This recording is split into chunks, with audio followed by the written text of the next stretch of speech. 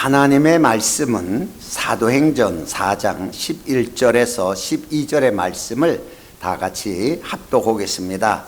이 예수는 너희의 건축자들이 버린 돌로서 집 모퉁이의 머릿돌이 되었느니라. 다른 이로서는 구원을 얻을 수 없나니 천하의 인간의 구원을 얻을 만한 다른 이름을 우리에게 주신 일이 없음이라 하였더라. 아멘. 자, 굉장히 중요한 설교 중에 하나가 유대인과 하나님과 예수, 요 사이를 가장 적나라하게 표현해서 설교된 것이 사도행전 3장 4장에 기록되어 있는 말씀입니다. 자, 예수님께서 사복음서를 통해서 여러 가지로 말씀하셨지만은 그것을 바로 적용해서 정돈돼서 말씀을 전한 것이 바로 베드로 사도를 통해서 나타난 것이 사도행전이에요. 여호와라는 이름은 하나님이 모세를 통해서 이스라엘 백성과 맺은 언약의 이름입니다. 그래서 출애굽기 3장 15절의 말씀을 보면은 자, 하나님이 모세에게 이르시되 너는 이스라엘 자손에게 이같이 이르시기를 나를 너에게 보내신 이는 너희 조상의 하나님 곧 아브라함의 하나님 이삭의 하나님 야곱의 하나님 여호와라 하라. 이는 나의 영원한 이름이요 대대로 기억할 나의 표혼이라. 이렇게 기록하고 있습니다. 여호와란 뜻이 무슨 뜻이냐 그러면 스스로 있는 자, 스스로 존재한다는 자예요. 스스로. 다시 말해서 이사야서 37장 16절의 말씀을 보면은 그룹 사이에 계신 이스라엘의 하나님 만군의 여호와여 주는 천하 만국의 유일하신 하나님이시라. 주께서 천지를 조성하셨나이다. 그래서 유일신에 대한 것이 바로 여호와란 말에서 나왔어요. 스스로 있는 자, 유일하신 하나님가 바로 스스로 있는 자라는 거예요. 신 중에 신이 아니라 유일하신 신이다. 이 말은 다른 것을 신으로 취급하지 말아라. 이스라엘과 계약을 맺은 그 하나님만 신이다. 다른 신을 신으로 인정하지 말아라. 이게 유일신 사상입니다. 자, 그런데 이 이스라엘 백성들은 바로 이 여호와라는 이름을 통해서 이스라엘 백성들과 계약을 맺었는데 언약이죠. 이것이 옛 언약입니다. 옛 언약은 그래서 율법의 언약으로 하나님이 여호와라는 이름으로 이스라엘 백성과 계약을 맺은 거예요. 그래서 이스라엘의 하나님이에요. 세상의 하나님이 아니고 만국의 하나님이 아니고 만국을 통치하는 하나님이지만 사람과의 관계에서는 반드시 이스라엘의 하나님, 이스라엘에게 국한된 하나님이에요. 자, 이렇게 여러분이 아시면 됩니다. 자, 그런데 이들은 이스라엘 백성들은 다 구원받았다고 생각하는 사람들이에요. 오늘 사도행전이 본문은 사도 베드로가 유대인을 향해서 설교하는 것입니다. 유대인이에요. 그럼 유대인은 어떤 사고를 가지고 있냐? 요엘서 2장 32절의 말씀을 보면은 누구든지 여호와의 이름을 부르는 자는 구원을 얻으리라. 자, 이렇게 말씀을 했기 때문에 이들은 다 하나님을, 여호와 하나님을 믿고 계약 맺은 하나님의 선민으로 구원받은 자라는 거예요. 이게 중요한 거예요. 구원받았다고 하는 사람들이에요. 유대인입니다.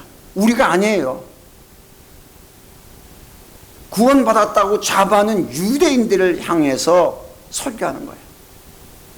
자, 그러면은 이들이 구원을 받기 위해서 여호와 이름을 불러야 되는데 여호와 이름을 부를 수가 없어요.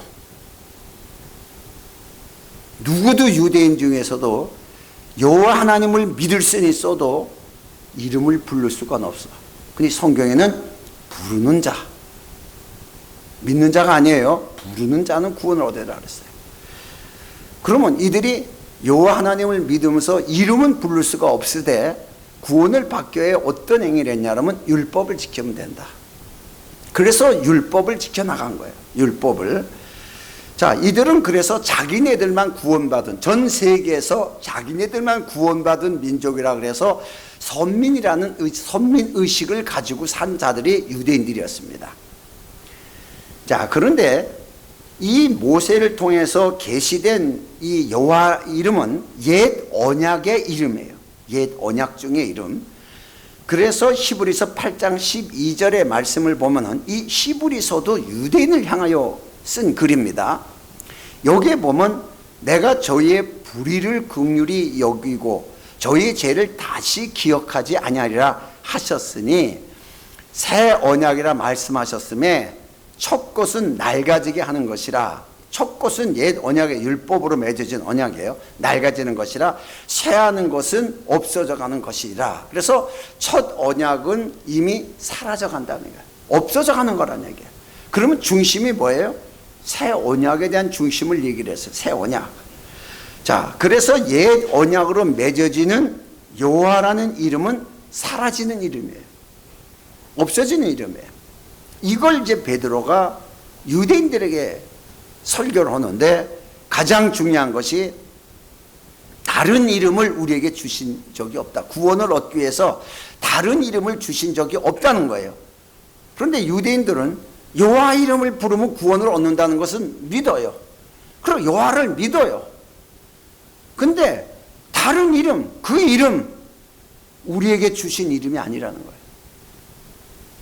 이게 굉장히 큰 핵심입니다. 여호와라는 이름은 우리에게 주신 이름이 아니라는 거예요. 다른 이름을 주신 일이 없다. 구원받기 위해서는 예수 이름 외에 다른 이름을 주신 일이 없다. 그런데 왜 성경에 여호와의 이름을 부르는 자는 구원을 얻으리라고 그랬느냐? 그건 옛 언약 가운데 이스라엘과 맺어진 언약으로 그 옛 언약은 새 언약이 오면 사라지는 언약이다. 사라지는 언약. 여기서 잘 여러분이 알아야 됩니다. 여호와 이름을 절대적으로 믿는 유대인에게 말한 거예요.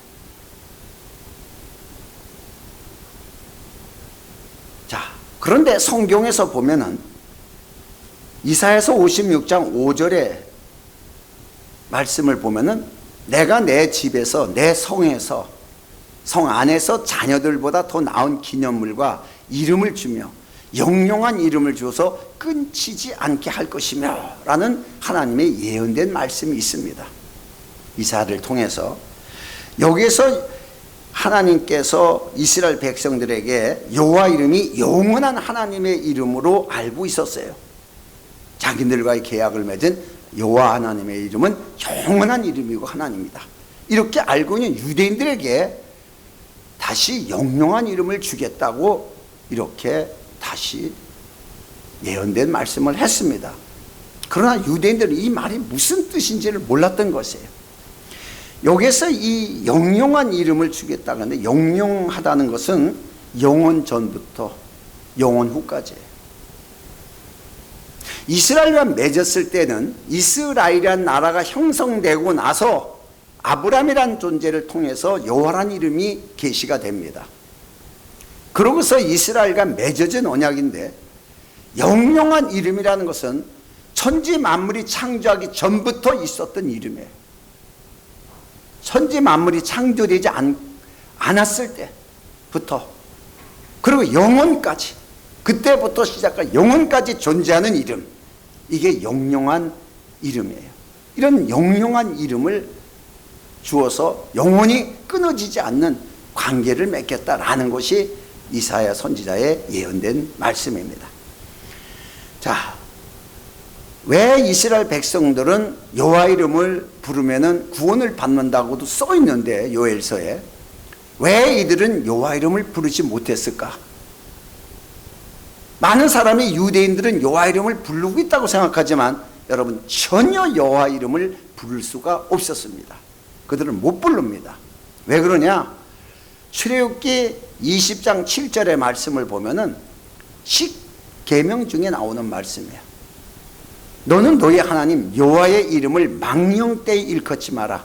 나 여호와는 나의 이름을 망령되이 일컫는 자를 죄 없다 하지 아니하리라.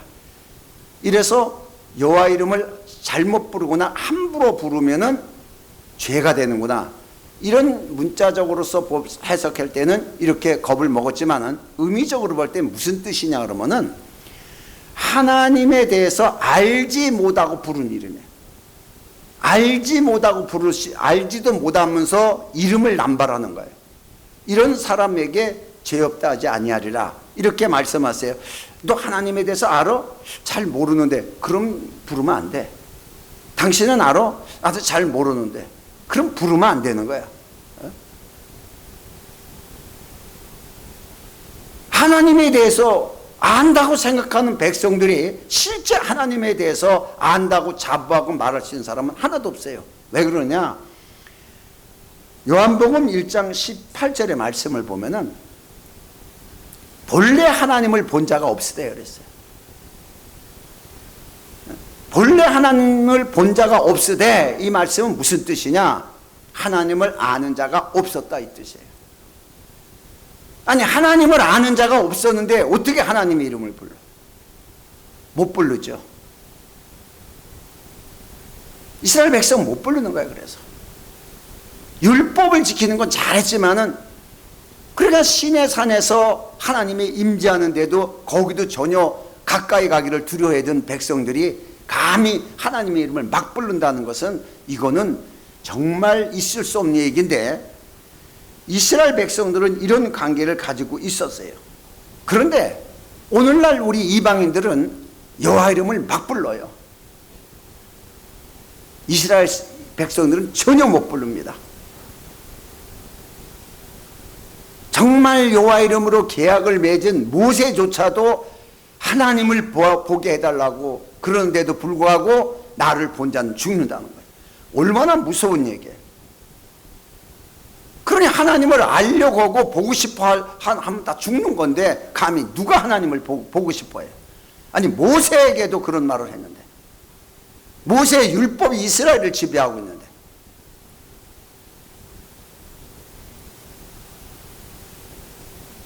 그래서 하나님을 아는 자가 없었어요. 하나님의 선택받은 선민이라고 잡을 했지만은, 그래서 이스라엘 백성들이 대칭으로 하나님에 대해서 부른 것이 뭐냐? 뭔가 부르긴 불러야 되는데, 하나님에 대해서 뭔가 불러야 되는데 뭐라고 불러야 되냐? 그래서 대칭으로 부른 게 주라는 뜻이에요. 주라는 것이 히브리어는 아도나이. 그래서 히브리 찬양을 많이 들어보면은 여러분, 거기는 아도나이란 말이 굉장히 많이 나와요. 아도나이, 아도나이 하면서 찬양하는 게, 주라는 말을 많이 쓰는 거예요. 신약시대에 주라는 말은 퀴리오스, 헬라어로다가 이렇게 주라는 말을 많이 써요. 그럼 주라는 말이 많이 나와요, 이 성경에도. 왜 그러냐? 거의 유대인들이 많이 쓴 거예요. 그래서 주라는 말을 많이 쓰게 되는 거지. 성경의 로마서 10장 13절의 말씀을 보면은, 자, 누구든지 주의 이름을 부르는 자는 구원을 얻으리라. 누가 썼죠? 바울이 쓴 겁니다. 그러면 이 10장 13절은 어디를 응용했냐면 요엘서 2장 32절을 응용한 거예요.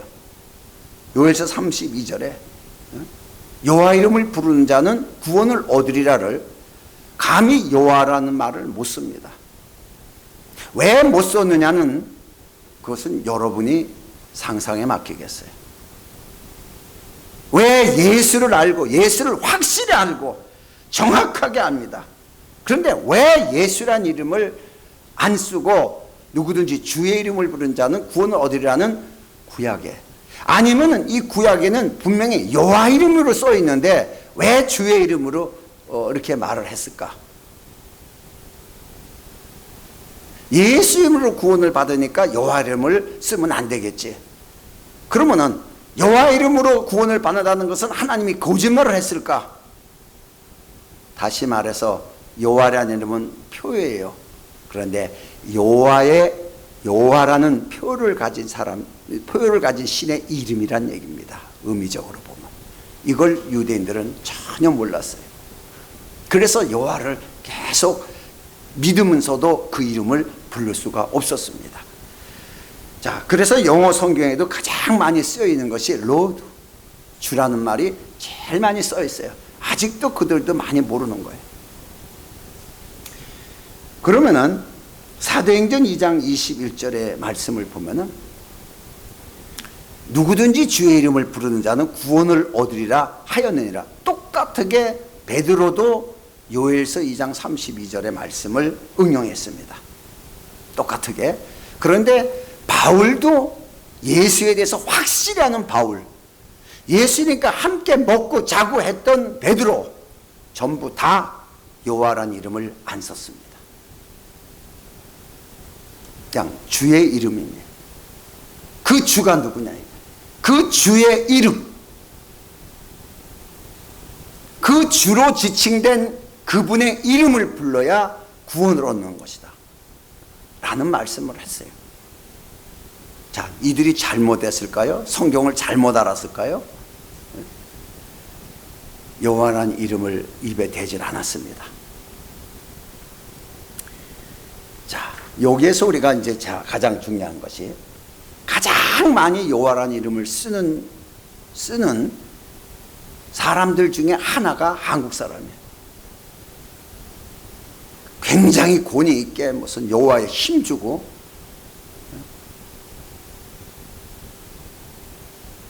자, 그런데 이제 우리가 잘 알다시피 마태복음 1장 21절의 말씀을 보면은, 아들을 낳으리니 그 이름을 예수라 하라.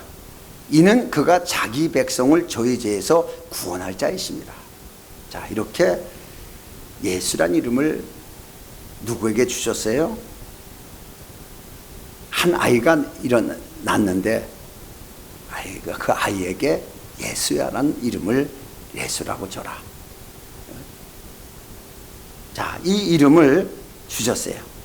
대부분 우리가 이 이름을 통해서 예수라는 이름이 구원의 이름이다, 구원할 자니까 예수를 구원하는 이름이다 라고만 보지만은, 이 이름은, 예수란 이름은 하나님이 계시된 이름이에요. 하나님이 계시된 하나님의 이름이에요.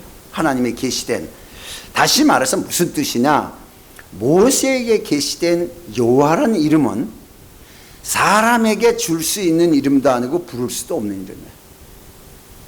제일 중요한 게 사람에게 줄 수 있는 이름이 아니에요. 그래서 베드로가 유대인들에게 다른 이름을 준 일이 없다, 구원받기 위해서 다른 이름을 준 사실이 없다, 예수 외에 다른 이름을 준 사실이 없다. 그럼 유대인 입장에서는 우리가 여호와 하나님을 믿고 구원받았는데 무슨 소리 하냐, 이렇게 반문할 수 있겠죠. 줄 수 있는 이름이 아니라는 거예요. 여호와라는 이름이 줄 수 있는 이름이 아니라는 거예요. 예수란 이름이 특색이 뭐냐? 한 아이가 태어났습니다. 그 이름을 예수라 하라. 사람에게 주실 수 있는 유일한 이름이에요. 사람에게 줄 수 있는 이름, 하나님이 사람에게 줄 수 있는 이름. 많은 사람들이 그래요. 하나님 아버지가 예수란 이름을 지어진 이름, 나시기 전에 지으신 뭐 천지에 있는 이름죠, 지은 이름이 아니라니까. 지은 이름이 아니에요. 지은 이름이라 그러면 문제가 굉장히 커져요. 그래서 여호와라는 이름은 부르지도 못하는 이름이요, 줄 수도 없는 이름이요, 성경에 성령의 감동에서 쓸 때 여호와라는 이름을 썼지만은 그 글씨를 보고 유대인도 어떻게 불러야 될지 모르는 글이에요. 4글자가 나오는데 유대인도 못 불러요. 유대인도. 하물며 우리가 히브리인의 히브리인인 바울조차도 그냥 주라고만 표현했는데 우리는 여호와라는 이름을 막 불러요. 이름 부르다가 벼락 맞아 죽은 사람이 없으니까 막 할지 모르지만은, 우리 성경이 하나님의 계시된 말씀으로, 하나님의 계시된 것으로서 우리가 아는 것이 정상이에요. 그러면은 이 중요한 것이 에베소 1장 21절의 말씀을 보면은, 모든 정사와 권세와 능력과 주권한 자들과 이 세상뿐 아니라 오는 세상에 있는 모든 이름 위에 뛰어나게 하시고, 무슨 이름을? 예수의 이름을. 오는 세상까지, 이 세상뿐만 아니라 오는 세상까지 그 이름을 가장 뛰어나게 하셨다.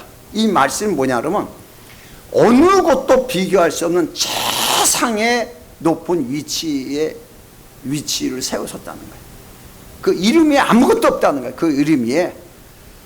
만약에 여호와 이름이 하나님의 아버지 이름이라면 예수 위에 하나님 아버지의 이름이 있어야 되는 거예요.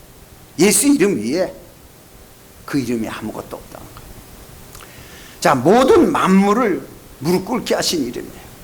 빌립보서 2장 10절 이하의 말씀을 보면은 하늘에 있는 자들과 땅에 있는 자들과 땅 아래에 있는 자들로 모든 무릎을 예수 이름에 꿇게 하시고 모든 입으로 예수 그리스도를 주라 시인하여 하나님 아버지께 영광을 돌리게 하셨느니라. 자, 하늘에 있는 자들은 다 천사들이에요. 만군의 천사, 그룹들, 어마어마한 것들이에요. 이런 자들이 하나님에 의해서 쓰임받는 일꾼들인데 그 자들조차도 예수 이름에 무릎을 꿇었다는 거예요. 그럼 요 하나님은 뭐 하는 거예요? 요 하나님에게 복종하는 것이 아니라 예수 이름에 놀라운 가치성을 지금 최고의 어디에도 비교할 수 없는 가치성을 지금 얘기를 하고 있습니다. 유대인인 바울을 통해 가지고 예수란 이름이 어떤 이름이냐는 것을 나타내고 있어요. 하나님에 대해서 최고로 알고 있고 율법 속에서도 여호와 하나님을 최고로 알고 지키고 율법을 지키며 순종했던 이 사도 바울을 통해서 예수란 이름이 어떤 이름으로 얼마나 뛰어난 이름인가를 이 사람을 통하여 적나라하게 하나님이 밝히고 있어요. 왜? 다른 사람이 했다면 너는 유대인의 하나님을 몰라서 그래 라고 말하겠죠. 바울은 유대 관원이요 바리새인이었고 율법의 중에 율법사였어요.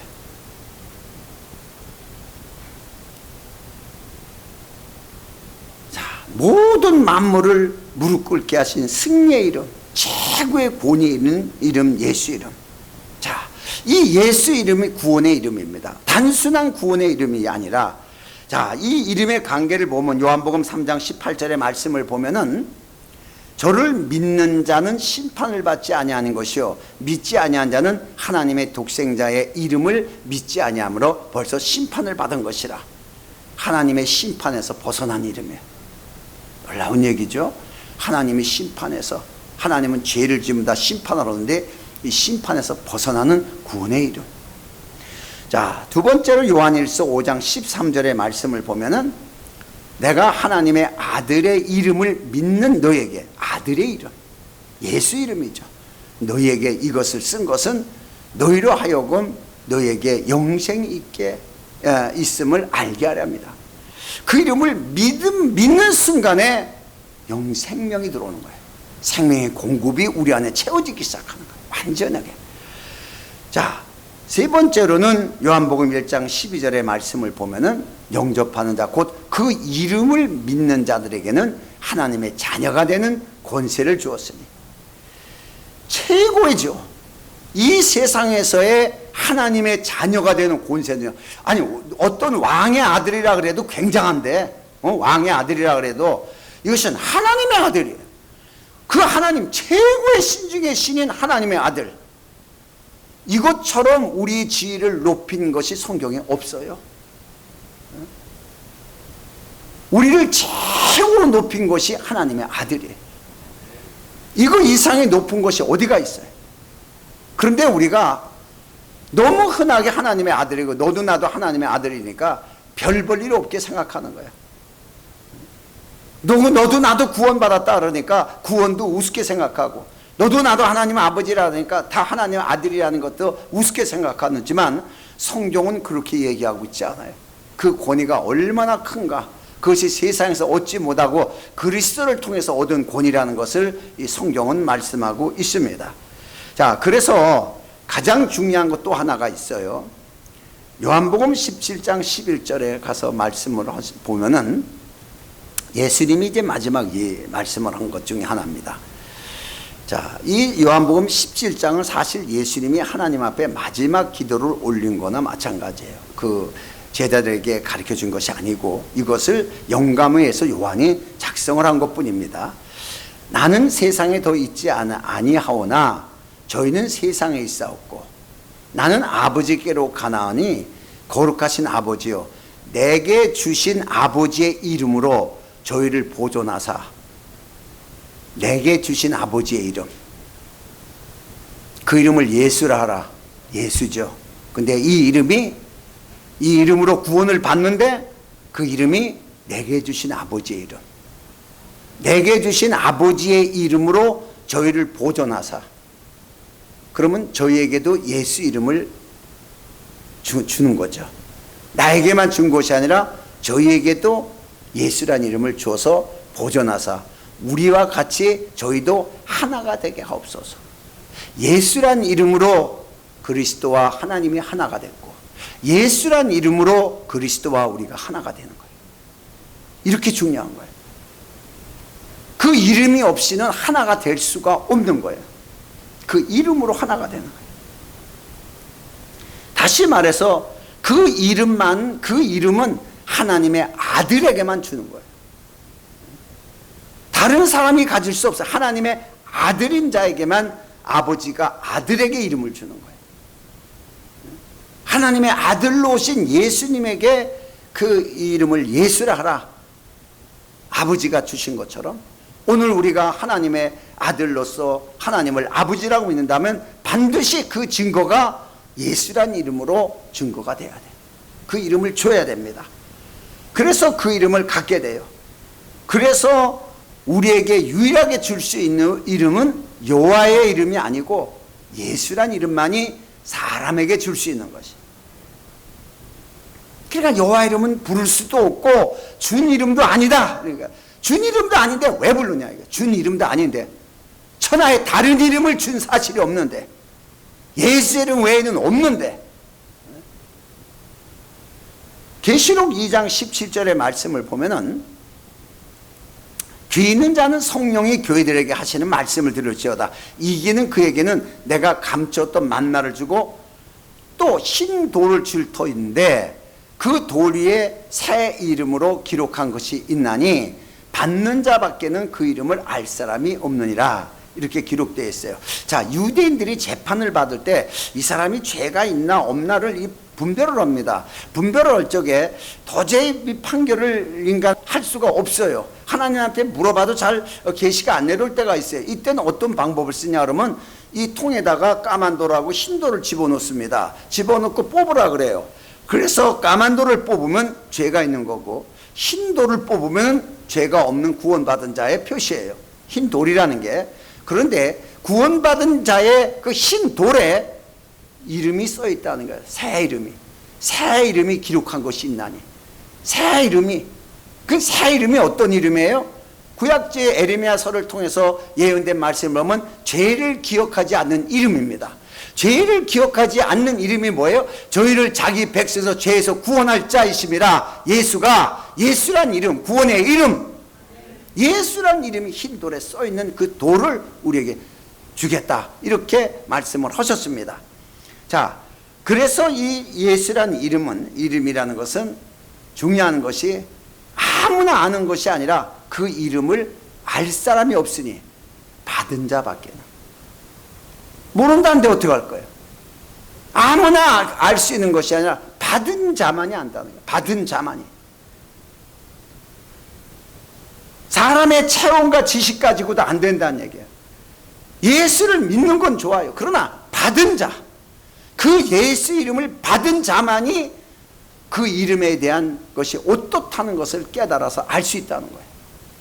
믿는 건 쉬워요. 그러나 이름을 받은 자, 이름으로 인침받은 자. 자, 그래서 이 성령으로 인침받는 것이, 성령으로 인침받았다, 성령으로 인받았다 하는 것은 많은 사람들이 외우고 알고 있습니다. 교회에서 성령 받았다, 우리 성령으로 인침받았다 막 이러고 얘기하는데, 뭘로 인침받았냐 이게, 뭘로, 어떤 도장이냐 이게, 어떤 도장. 예수님께서 내 이름으로 보내실 성령 이랬어요. 내 이름으로 오실 성령, 예수 이름으로 오시는 거예요, 성령이.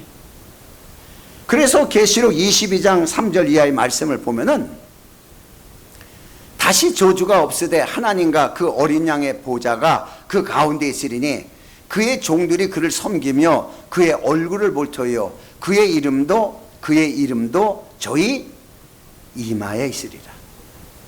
누구 이름이죠? 예수 이름이죠. 성령이 우리에게 인침, 도장 딱 찍기 위해서 인침하기 위해서 오셨는데 누구 이름으로? 내 이름으로 보내실 성령, 예수 이름이죠. 이렇게 중요한 거예요. 자, 그래서 성령은 하나님의 인맞은 자에게 책임지고 완전 변호사로서 책임지는 거예요. 이 사람에 대해서 어떤 일에도 내가 변론해야 된다 하는 식으로 보혜사라는 게 변호사 직분이에요. 성령이 오셔서 영원토록 우리와 함께 하시면서 무엇을 하시느냐? 로마서 8장 16절의 말씀을 보면은 성령이 친히 우리 영으로 더불어 우리가 하나님의 자녀인 것을 증거하시느니, 이 세상 가운데서는 우리가 하나님의 자녀로서의 권위가 있고 세상에서도 어떤 것에 치우치지 않은 권리가 있고 권위가 있는 자라는 것을 증거하고 있고, 하늘에 올라가서는 우리가 하나님의 아들이라는 사실을 성령이 증거하고 계시는 거예요. 놀라운 얘기죠. 뭐 때문에? 그 이름 때문에. 그 이름으로 하나가 됐기 때문에. 영원히 나눌 수 없는 그 이름, 예수 이름으로 하나가 된 것은 누구도 나눌 수가 없는 거예요. 예수 이름으로 예수 그리스도와 하나가 된 우리는 영원히 나눌 수가 없는 것이에요. 그러니까 교회가 교회의 머리가 되시고 우리 교인들은 그리스도의 몸이란 말이에요. 각 지체, 이것은 영원히 나눌 수가 없다는 거예요. 그래서 성경에 보니까 사도행전 3장 6절의 말씀을 보면은 예수님을 쫓아다니면서도 가장 실수고 투성이고 많은 사람들 중에 하나가 베드로란 사도입니다. 가장 실수가 많았죠. 그런데 이 베드로가 성전에 들어가기 전에 성전 이문가에서 동냥하던 안질뱅이 사람을 보게 됩니다. 이 사람에게 대해서 동냥을 얻으려고 손 벌리는 안질뱅이를 향하여 베드로가 말을 하게 됩니다. 베드로가 가로되 은과 금은 내게 없거니와 내게 있는 것으로 내게 주노니 곧 나사렛 예수 이름으로 일어나 걸어라. 여기 중요한 게 내게 있는 것. 유대인의 입장에서 여호와 하나님의 이름은 부르지도 못하고 가질 수도 없는 이름이에요. 그런데 예수 이름, 우리에게 주신 이름이에요. 내게 있는 이름, 내게 있는 것, 내게 있다는 거예요. 정확하게 얘기합니다. 내게 있는 이름으로 내게 주노니, 누군가에게 영향을 끼칠 수 있는 이름이에요. 그 이름을 줄 수 있는 이름이에요. 하나님만 주는 게 아니라 줄 수 있는 이름이에요. 사람으로 오신 예수 그리스도께서 우리에게 그 이름을 주었듯이 그 이름을 받은 자가 또 그 이름을 줄 수가 있는 것이에요. 놀라운 얘기입니다. 이것이 정돈이 안 돼 있어요. 오늘날 교계에 이게 정돈이 안 돼 있습니다. 물론 나와 같은 복음을 가진 사람들은 일부 정돈이 되는데 극히 수량이 적어요. 수가 적습니다. 왜? 툭하면 이단이라니까. 우리는 그래서 가장 중요한 예수란 이름으로 인침받고 가진 자예요.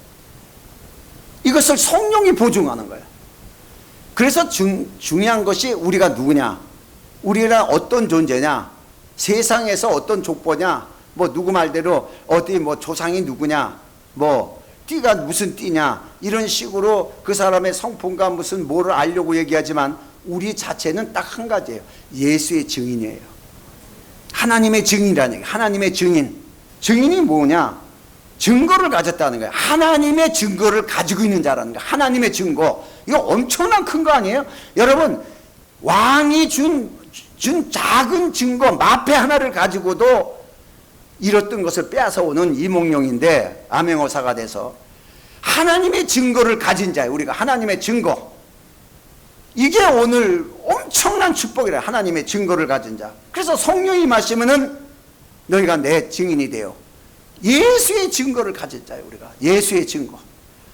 그래서 하나님의 아들에 대한 권위와 권리가 있는 것이에요. 우리에게 사람이 어떤 일을 볼 때 그 일을 지배하고 통치할 수 있는 권위를 누구에게 줬어요? 모든 것을 예수 이름에 꿇게 하시고 그 이름을 우리에게 주신 거예요. 예수란 이름을 우리에게 주셨어요. 그러면 권위가 있는 사람으로서 그것을 적용해서 바라볼 수 있어야 되고 명할 수 있어야 되는데, 귀신을 쫓아낸다고 하면서도 보여지는 환경에서는 덜덜 떨고 있는 거예요. 예수란 이름을 가지고서 막연히 죽은 다음에 구원받는 이런 사후의 세계의 예수 이름, 아니야, 이 땅에서 모든 것을 무릎 꿇게 하신 이름. 그래서 우리는 세상의 법칙을 믿고 가는 것이 아니고 세상의 이치대로 윤리대로 살아가는 것이 아니고 착하게 살아야 복받는 것도 아니고 예수 이름 때문에 복받는 권위가 있는 거예요. 예수 이름 때문에 아무것도 다른 것을 하나님은 우리에게 보지 않습니다. 그래서 하나님이 주신 하늘의 법칙이 있어요. 하늘의 법칙, 그가 예수님이 이루신 하나님의 언약이에요. 이 하나님의 언약의 법칙을 진리라 그러는 거야. 영원히 없어지지 않고 변하지 않는 것이기 때문에 이 진리를 통해서 세상을 이기는 거예요. 그러니까 성령은 우리 가운데 오셔서 날마다 우리를 진리 가운데로 인도하시는 거예요. 어디에도 물리지 마라, 어디에도 위축되지 마라, 어디에도 두려워하지 마라. 진리는 자유하다, 권리가 있다는 것이에요. 그래서 골로새 3장 2절의 말씀을 보면은 위의 것을 생각하고 땅의 것을 생각하지 마라. 모든 문제가 땅에서 일어나는 거예요. 우리가 볼 때 땅에 이런 문제를 생각하지 말고 위의 것을 생각하라는 거예요. 내게 주신 권위, 내게 그 모든 권위를 주신 그리스도 하나님의 우편에 앉아 계시라. 그 권위는 지금도 연결되어 있고 함께 그것이 역사되고 그 권위를 통해서 세상 만물을 무릎 꿇게 하신 예수라는 이름을 우리에게 주셨어요. 그냥 준 것도 아니라 누가 뺏어가지 못하게 완벽하게 이마에다가 딱 하고 도장 찍듯이 찍어버린 거예요. 못 가져가요. 임금의 옥새는 누가 훔쳐가. 하나님의 궤도 누가 훔쳐가. 하나님의 궤의 이름을 상징하는 거였습니다. 이제는 영원히 뺏어가지 못하게 우리의 이마에 완전히 인쳐버리고, 그리고 성령께서 날마다 진리 가운데로 우리를 인도하여 주시는 주의 말씀을 깨닫고 어떤 일에 세상에 치우침 없는 당당한 하나님의 사람으로 권리를 가지고 나가는 저와 여러분 되시기를 예수 이름으로 축원합니다.